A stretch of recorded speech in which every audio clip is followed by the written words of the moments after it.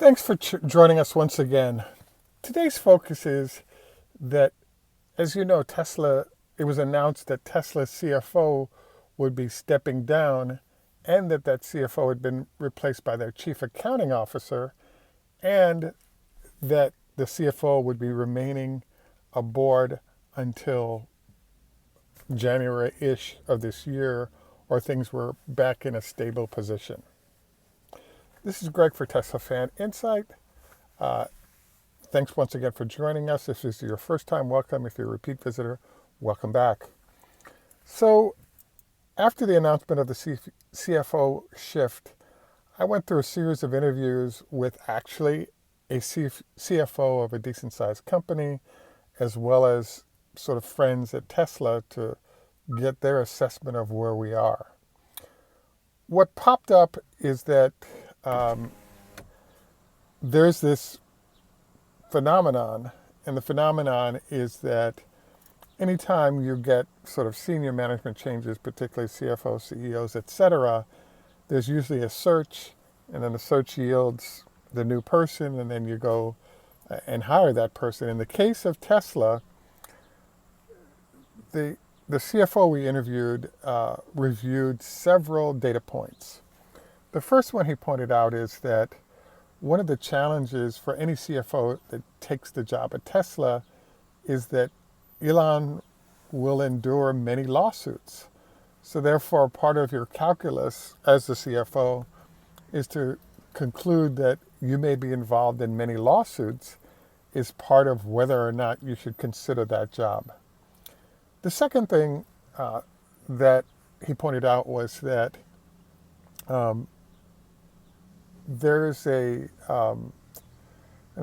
quality of execution that you can do from the job, and it's difficult to see how you're going to do that given some of the constraints of working with Elon.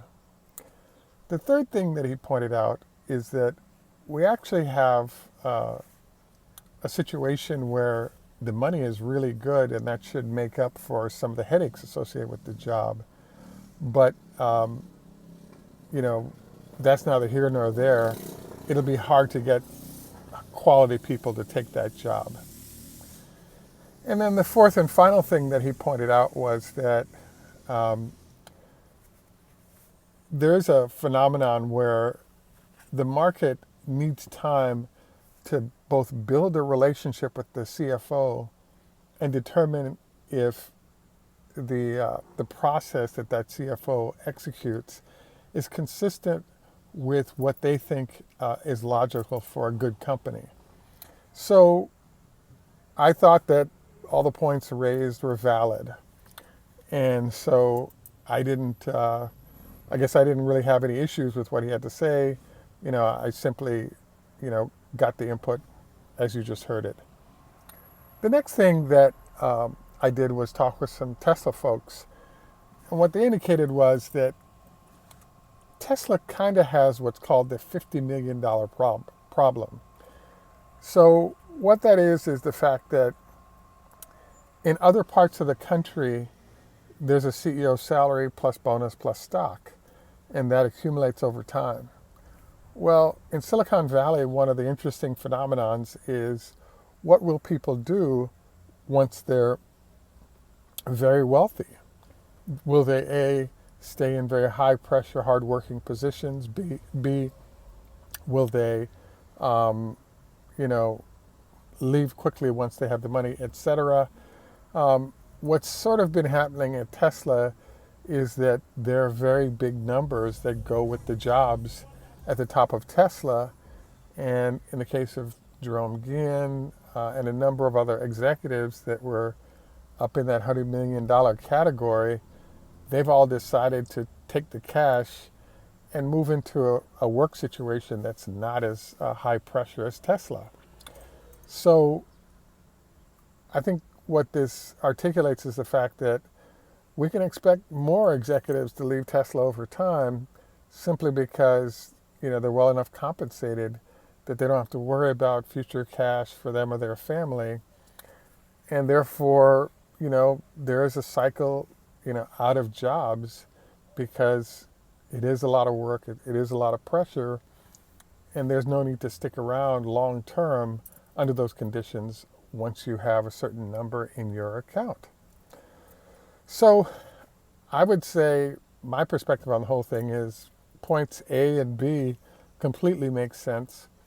As you know, the stock price took a hit after it was announced that the CFO was stepping down, and it kind of has signs it's going to recover back to pre-CFO announcement, but it's generally, I guess, not concluded to be a great thing because you do have to train a new person into the job. You know, there's some unknowns there about how they'll handle the position and whether or not they'll meet the needs of and wants of the analysts required to stay on top of what Tesla's up to. So I have to say, from my perspective, I don't think it's that big a deal.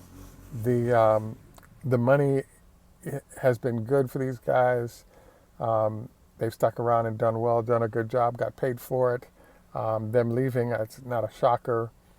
I guess the other thing that I want to throw into the pot is the fact that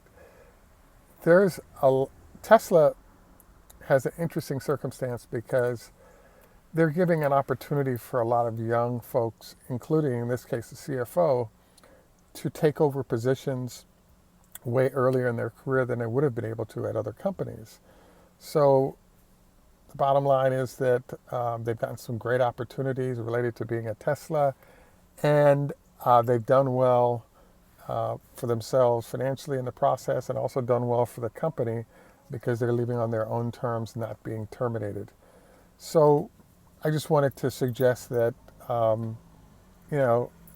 as you may recall, there are 120 former Tesla employees that work for Rivian. So there's also this phenomenon going on of a lot of folks that are leaving Tesla or heading off to really nice positions at other automakers, and the company has been able to continue to roll because there are a lot of very high quality people in large numbers that spread across a lot of their units. So I therefore would say that I don't think there's a huge amount to worry about because of the process Tesla has for growing internal management.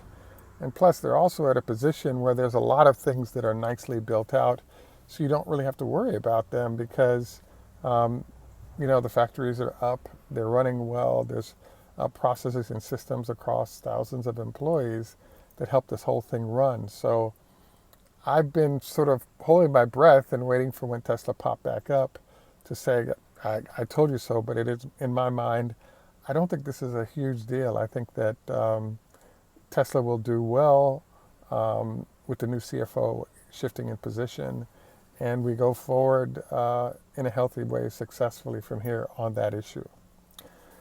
So I want to thank you for taking time out to review this with us. Next, I'd like to sort of dive into our usual health tips. There's a health tip I've been reviewing a lot with some friends over the last couple of weeks, and that is the fasting. About 70% of the 150 doctors that I've interviewed do some kind of fasting, and that might be, there's just a bunch of different ways to do it. I guess the one I like most is try to eat in a 12-hour period on the calendar and not in the other 12-hour period. So, that's the suggestion I'm making. Also want to remind you of your 25 leg lifts a day to strengthen quad muscles, limiting knee issues. And, again, if you're a health professional and you think there are things we should add to our list, please let us know. Anyway, this is Greg for Teslafaninsight. Thanks once again for joining us. Tschüss, au revoir, lehitro, choda hafez, ni homa, namaste, and in Jamaica we say enough respect, walk good man. Thanks for joining us. Have a great day. And it's time for our Tesla move back up after what I think is a non-issue relative to the CFO shift. Have a great day, and bye for now.